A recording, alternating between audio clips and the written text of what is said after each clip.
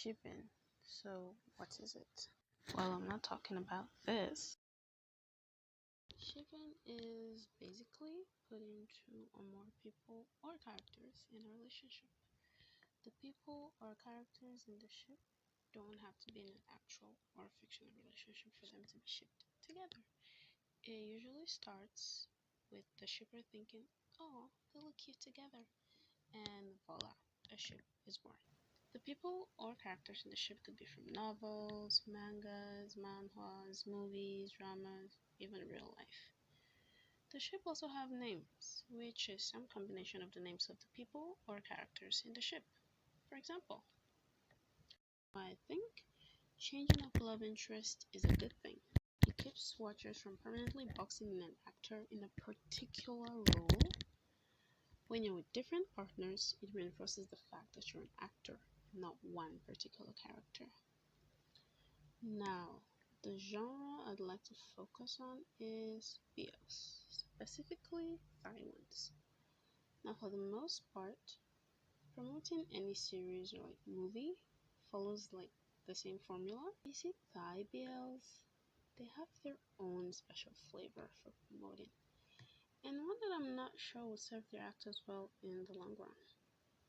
It goes somewhere along the lines of they announce the actors in a new BL, release posters, teasers, maybe a little behind the scenes footage to get the hype train choo-chooing.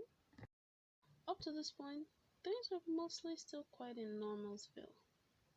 Then, as the series progresses, you get your usual interviews where the actors praise one another, reveal so-called secrets about each other, talk about the series, and it's at this point that things could go two ways. Actually, it's more of a spectrum, but I'll just talk about the two extreme ends, and most BL couples will fit somewhere in between.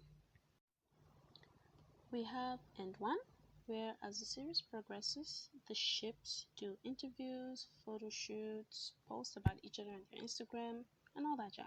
In this category, they promote their ship, but they make it clear that it is all acting.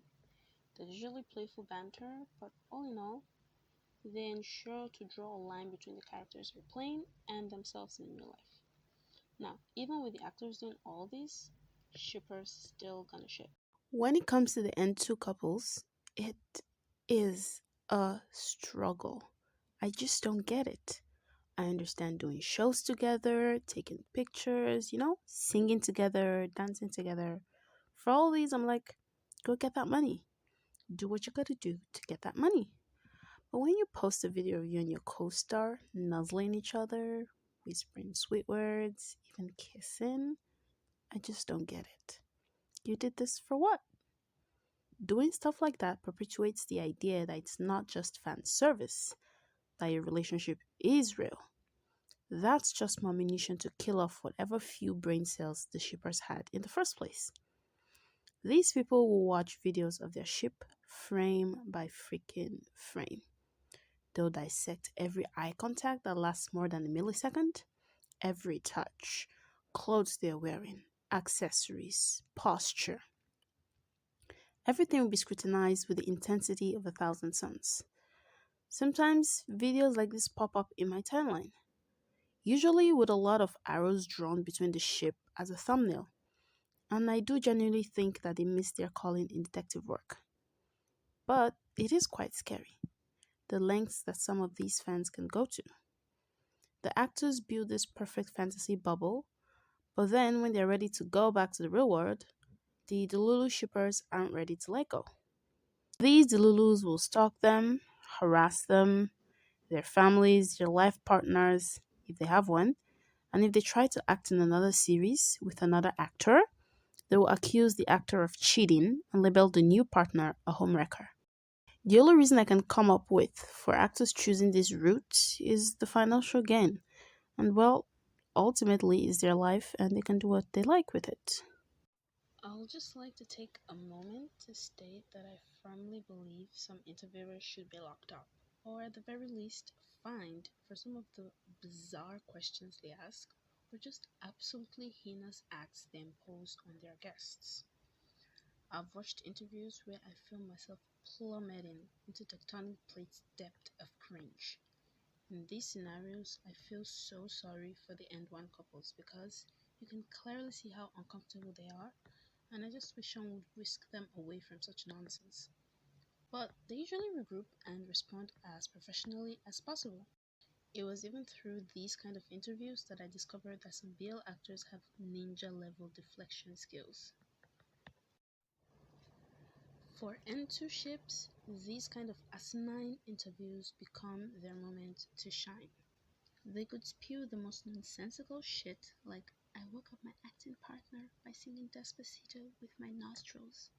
And you can literally see the delusional shippers eating all that up and then storing it in their mega brains as material to be used as proof of their love.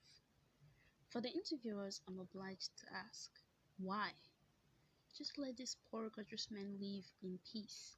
They have given enough. If you need to relive the fantasy, go and rewatch the damn series. If that's not enough, watch fan-made videos that have different music playing. Those tend to hit different than the original series. For the love of God, even if they're really in a relationship, the fact that they're not announcing it means they don't want people to know. As a fan of theirs, giving 20 proof that blah blah blah is real isn't exactly helping that agenda.